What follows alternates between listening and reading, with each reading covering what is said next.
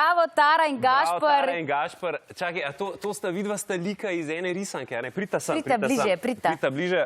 Vama jaz tule odstopim sedež. Preseta se. Čestitke za uspešen nastop. Kako je zjutraj takole na vse zgodaj? Tako aktivno plesati? Ja, se je bilo treba ogreti? Ja. Gašper in Tara sta stara 9 in 8 let, ne? In Tara, za tebe so povedali, da plešeš že od 2. leta in ko si bila mlajša in so te vprašali, kje si doma, si rekla kar v plesnem mestu. Tako rada plešeš. Ja? In naredila že svojo prvo koreografijo, menda? Ja. Pri 7 si naredila koreografijo za Ježek teka. Odlično. Kolikokrat na teden plešeš? 3-krat. Rock'n'roll 3-krat, drugače pa 4-krat. Ja? In greš na vsak trening z veseljem? Ja? Ja. Kakšen soplesalec je Gašper?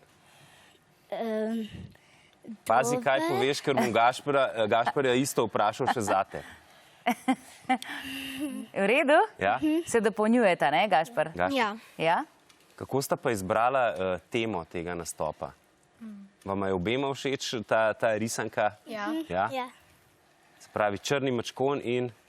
Pika Polona, ja. Hvala za ta Tara in nastop. Gašper sta sicer državna prvaka v najmlajši mini kategoriji in lani ste že zastopala Slovenijo tudi na svetovnem pokalu v kategoriji do 12 let.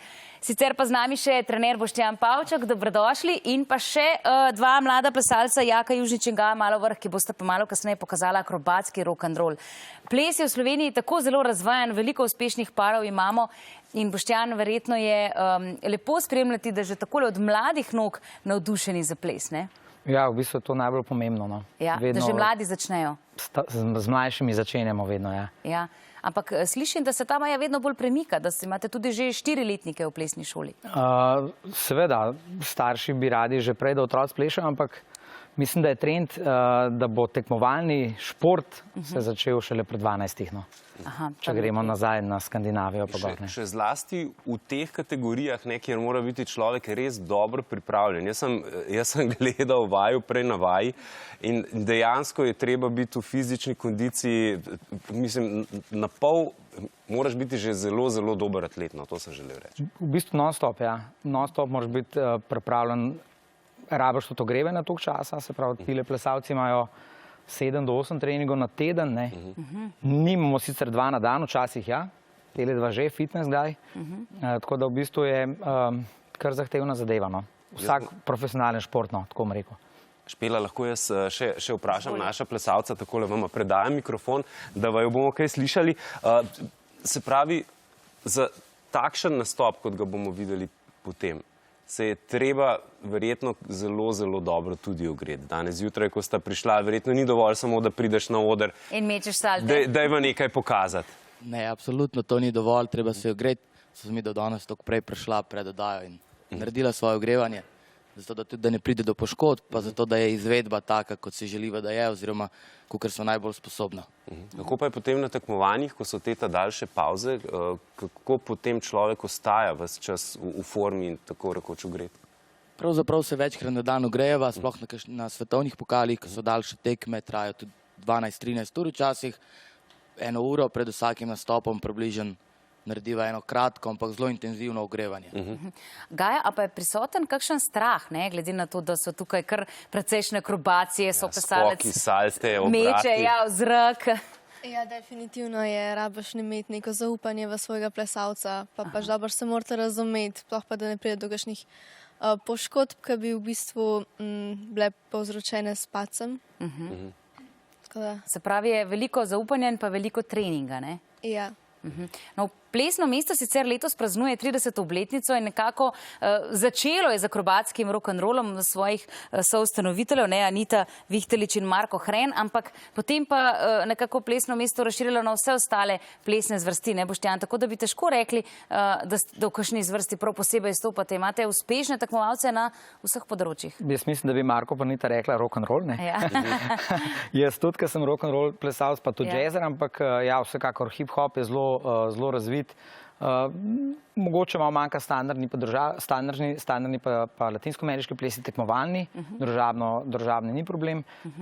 ena najbolj kompleksnih plesnih šol, se mi zdi, plesno mesto. No. Je pa še... Aha, prosti, želel sem skočiti, kako pa je z rock'n'rollom, včasih se je zdel to eden najbolj popularnih kategorij v plesu, potem je prišel hip-hop, ki je, se mi zdi, da vse ta mlade nabral na kupu, se zdaj na nek način vrača. Sta prevzela primat. V bistvu še vedno hip-hop je pač hip-hop glasba, hip-hop način življenja in v bistvu je še vedno tega zelo veliko. Pa tudi ta zadeva, kar se tiče rock'n'rolla, je zelo pogojena z količino treninga. In tle pa imamo že pol težave pri starših, koliko treninga bi lahko vložili v neko zvrst, ki ni olimpijska, mogoče tako. Pravi v rock'n'rollu več treningov kot recimo v hip-hopu in jazzu, ravno zaradi teh akrobacij, ne? Ja, vsekakor. Dobro. Ja, zdaj smo se toliko pogovarjali o tem, mislim, da je skrajni čas, da to zdaj vidimo, kako to zgleda v živo, tako da Jaka in Gaja, izvolita, studio je vajin. Kamere se bodo seveda primerno omaknile, da boste imela dovolj prostora. Kaj naj rečem? Srečno in se res veselim, da vidimo ta nastop zdaj v živo in da uživate tudi vi, dragi gledalci, na drugi strani televizijskih sprejemnikov. Moj navdih in vse moje rime, vsak verz je malo tvoj, vsa norost, vse kar ne mine, vdahnem vase te spet nocoj. Vonj po lavandi, soje med prsti, med vrhovi ljub si ti, tvoji dotiki čakajo v vrsti, vse je res kot mora bit. Obleci rdeče krilo, tisto kot si ga nekoč, budi moja balerina, kot pred leti tisto noč. Naj te petke barvina bliže k meni dvignejo, 1. september, ljubezen šole, kot tisto brezo naivno.